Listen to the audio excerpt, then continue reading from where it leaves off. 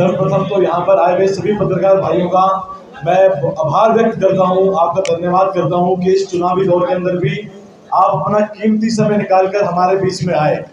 और साथ ही साथ आज जो हमने प्रेस कॉन्फ्रेंस रखी है उसका उद्देश्य और मुद्दा आपसे साझा करते हुए मैं बहुत हर्षित महसूस कर रहा हूँ, बहुत प्रफुल्लित महसूस कर रहा हूँ। और आज हमारे लिए बहुत खुशी का दिन है क्योंकि आज किसान मजदूर संघर्ष मोर्चा के जो प्रदेश अध्यक्ष हैं माननीय पिंदर सिंह सिद्धू जी, वो हमारे बीच में मौजूद हैं और वह आपके सामने आपके समक्ष 4 शब्द कहेंगे।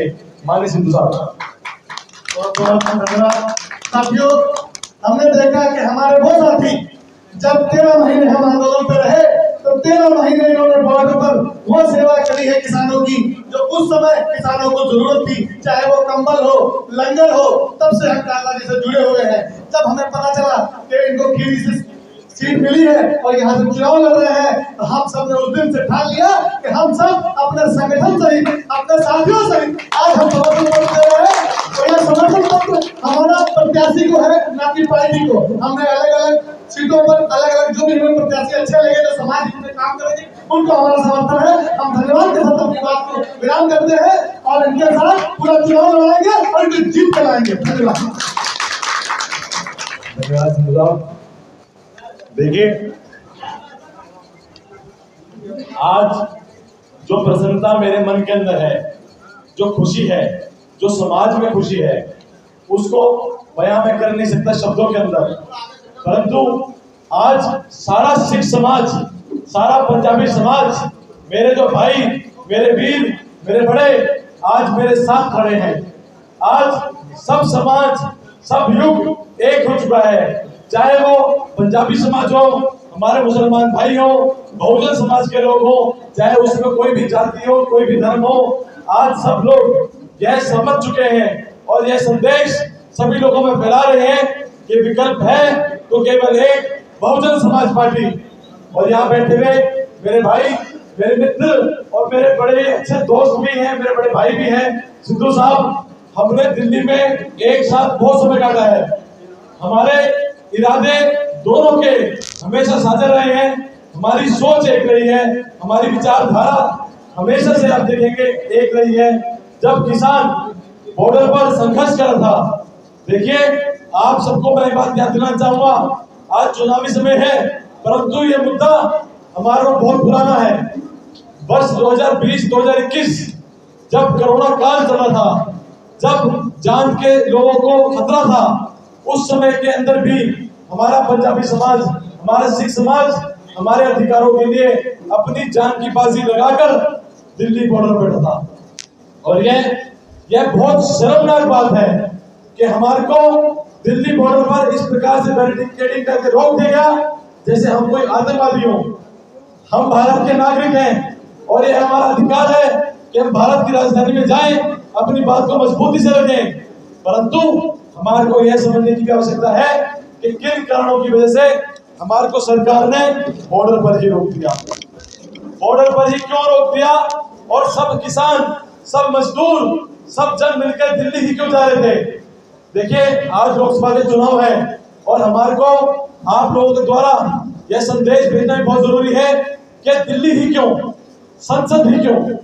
अगर आप आज देखते हैं कोई भी आंदोलन होता है, चाहे वह सिख समाज का हो, मजदूरों का हो, किसानों का हो, खिलाड़ियों का हो, पहलवानों का हो, शिक्षकों का हो, डॉक्टर का हो, स्टूडेंट का हो या किसी भी संघ का हो, तो सभी दिल्ली की ओर कूच करते हैं। दिल्ली की ओर ही क्यों कूच करते हैं? क्योंकि जो संविधान हमारा है, जो हमारे को ताकत देता है, शक्ति देता है, अधिकार देता है, वह संविधान संसद के अंदर है। संसद द्वारा चलित होता है, वहीं से चलाया जाता है।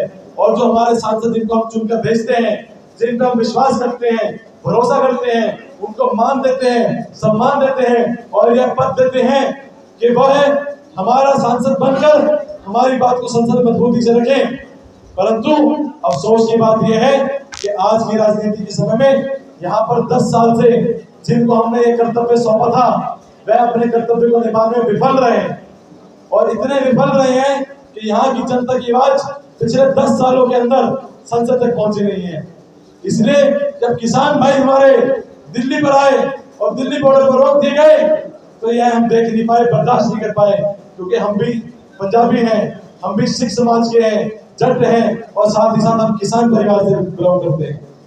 जब हमने देखा कि हमारे किसान भाई दिल्ली बॉर्डर पर संघर्ष कर रहे हैं, उनके साथ पुलिस दुर्व्यवहार कर रही है, प्रशासन दुर्व्यवहार कर रही है, सरकार उनकी अनसुनी कर रही है, तो हमने यह कर्तव्य समझा, हमने अपने कर्तव्य को यह समझा कि आज जब हमारा समाज जरूरत के अंदर है, जब उसको हमारे सहारे की जरूरत है, हमारे साथ की जरूरत है, हमारे जोश की जरूरत है, हमारे युवाओं की जरूरत है, तो हम अपना पूरा बल लेकर, अपने पूरे साथी, अपने भाई बंधु सबको लेकर दिल्ली बॉर्डर पर पहुंचे और जमकर हमने सरकार का मुकाबला किया, डटकर अपनी आवाज रखी, और यही परिणाम था कि 1.5 साल बाद सरकार झुक तो गई, परंतु फिर भी आज मुझे कहते हुए अफसोस हो रहा है कि हमारे को 1.5 साल के संघर्ष के बाद भी 700 हमारे मजदूर भाइयों के साथ 700 भाई जो हमारे किसान थे, उनकी शहीदी के बाद जो आश्वासन मिला वह भी जुमला ही निकला।